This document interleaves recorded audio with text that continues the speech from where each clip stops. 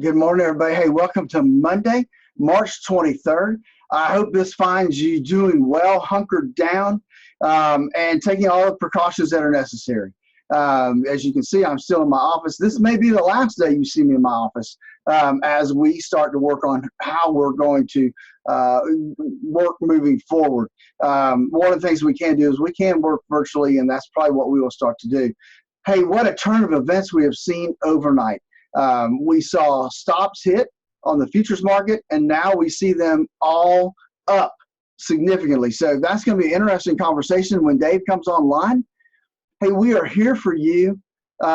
If you need anything, please give us a call. We'd love to talk to you and see if there's something we can help you with. Hey, I know it's rough out there now. Hang tight.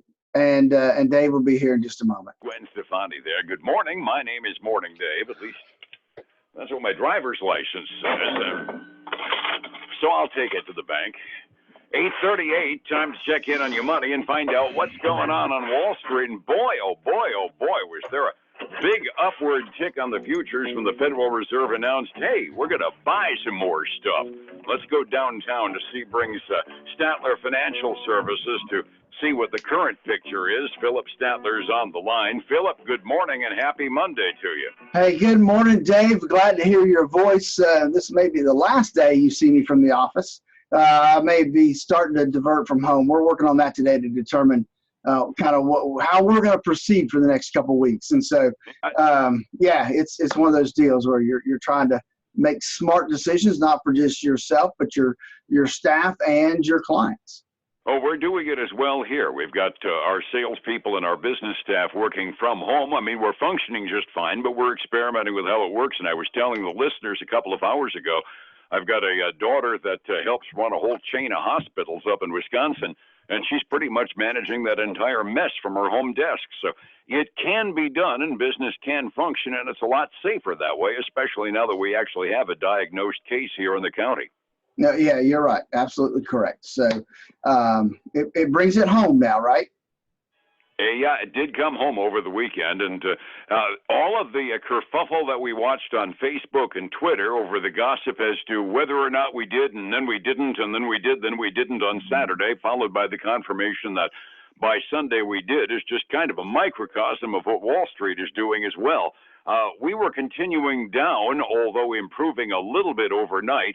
Then it looks like about 7 a.m., the Federal Reserve announced that we're going to buy a whole bunch of federal securities and other bonds, and that made the market kind of happy all of a sudden, didn't it?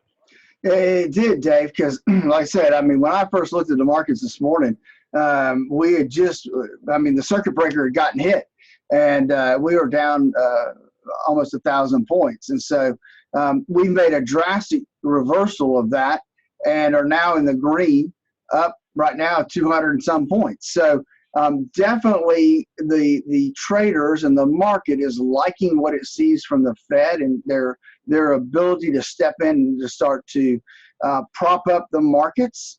The other thing that's going to be interesting today, Dave, is that this is the first day that there's no traders on the floor. The New York Stock Exchange is running all electronically today. Oh, that's right. Now, I did read when they made the announcement that was going to happen this week, a lot of traders were ending up saying this might end up giving rise to greater volatility, being able to just push a button and execute a sell order or a buy order for that matter. Could cause some bigger changes in the market as time goes on because we're looking at a lot more computerized trading going on. Well, that's true. There could be very much. I've got my TV on this morning, so I keep kind of looking to see what's happening on that. I see the 30-year is now down below 1.4% again. Yeah, we're still going to safety. That's no doubt whatsoever. And we need to say that with the Federal Reserve doing a lot more bond buying, this is starting to sound more and more like smack dab in the middle of that frantic quantitative easing we were doing in the middle of the Great Recession. The challenge that hits, and you and I were talking about this before we went on the air, is are we using up all the arrows in our quiver before we actually do have to stimulate the economy as we start to really feel the pinch? Over the last week or two, there's going to be thousands of layoffs, and we're going to see that on the Thursday first-time unemployment claims almost without a doubt. When that hits, that's going to have shock value to the market. if we enter that recession that we're probably heading for at this point, what are we going to do from the Fed standpoint? We're pretty much using up all our arrows. Well, one thing I think is out there that we're not really looking at is short term. I think that if we head to the recession, the one thing, it could be short lived, right? Because I think I heard I don't know if it was the president or the treasury secretary, somebody said, and I agree, there's going to be pent up demand, right? If we're all quarantined and we can't get out and spend money and do the things we want to do, eat at the restaurants and travel for 2 months or 3 months, then as soon as that ban is lifted, then you're going to see everybody rush out to spend money in doing those things because they've been so cooped up for so long. And so my belief is that it's going to be painful for the next 3 months, but that it should be a relatively quick turnaround. And we all hope that'll be the case. And yeah, that's everything I've read is when the infection curve flattens out, or when it starts turning down, or they announce that they've found a usable and a workable vaccine, and they're going through tests now, although we're still months and months and months away from being able to use it on a lot of people. What it's going to take is some good news and see the lifting of all the sanctions on business as usual. The expectation is it's going to be a short, and the question is how deep it's going to be, right?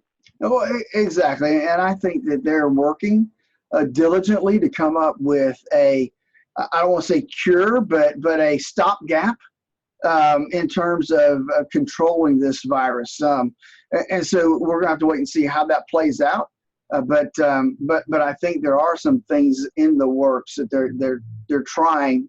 Corporate America is trying to work from the pharmaceutical standpoint to get some things worked around that they think may be working. But hey, we'll have to wait and see, right? We don't know until they've tried it a lot of times to make sure it's really going to work. Absolutely. After all of the politics are taken out of the situation, when President Trump says, I'm really optimistic about this, yeah, that's great. We can say that.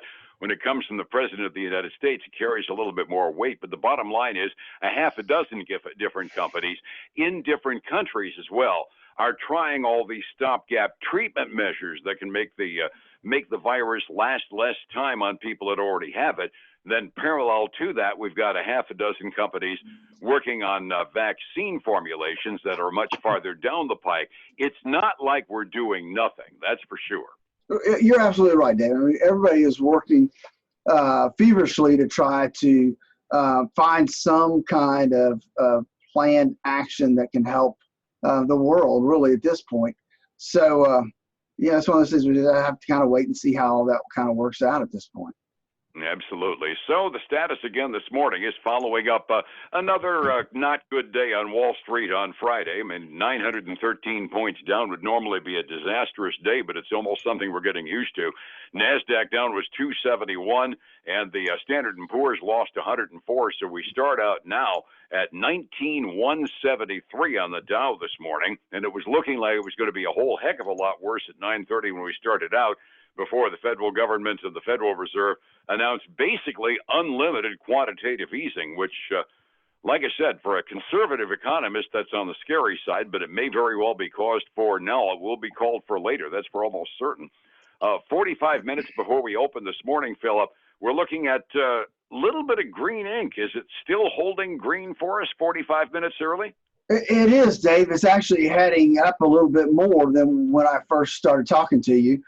We've got the Dow up 1.8%. That's $340. We've got the S&P 500 up almost 2% to $45. We've got the NASDAQ up 2.5% or 2.7% now. That's $182. So we do have things moving up this morning. On the commodities side, we've got gold and silver both up. Silver gaining 4.25. Gold up 2.5%. Crude oil up 1.7% to $23 a barrel. Okay, that's still on the low end of the range. I got $1.95 gas yesterday. Really? Good deal. I haven't seen that yet. Not here in Highlands County. We had $1.95, yeah, up in Avon Park for a little while yesterday. Okay. And $1.97 right at the corner near where I fill up all the time. So For the moment, at the very least, that's a little bit of stimulus. World markets are mixed this morning. Asian markets closed wildly mixed. Japan had a recovery up 2%, but the Hong Kong markets were off by almost 5% at the close this morning. Europe reacting conservatively to us. England stays down. Germany pretty close to the zero mark midway through their trading day. Phillip, this requires a level head and, well, somebody would say ice water in the veins as far as making financial decisions during times as weird as this. I'd never accuse you of having ice water, but you do have an objective eye. How do I find you for an evaluation? David, give us a call at 863-382-0037. Hey, let me also tell you, we do a radio show every weekend. This weekend, we'll be talking about market volatility. Give us a listen, 6 a.m. and noon on Saturdays, 10 a.m. on Sunday mornings on News Talk 7:30 a.m. What would ever make you think of market volatility being a good topic this week, huh? Hey, it's been the last 4 weeks. It's been one of those things, hasn't it? Oh, heavens. I mean, Dramamine is probably selling out like toilet paper at the moment in the investment houses, right? Absolutely. It's been one of those things. Hey, you have a great day, and I'll talk to you tomorrow, Dave. Be well. I'll see you tomorrow. It's 105.7 Light FM and Statler Financial Services, Phillip Statler. Folks, again, I want to thank you for joining us today. Hey, join us every weekday morning about this time, about 3:40, about 8:40 in the morning or so. Join us then, and then we post this on Facebook almost every day. So look for us there. Hey, the other thing I want to let you know is we are doing a virtual Ask Phillip Anything next Saturday. Like our page and follow us on Facebook, and you'll get notification of when and what time and how to log into that next week. Have a great day. I look forward to speaking to you again tomorrow.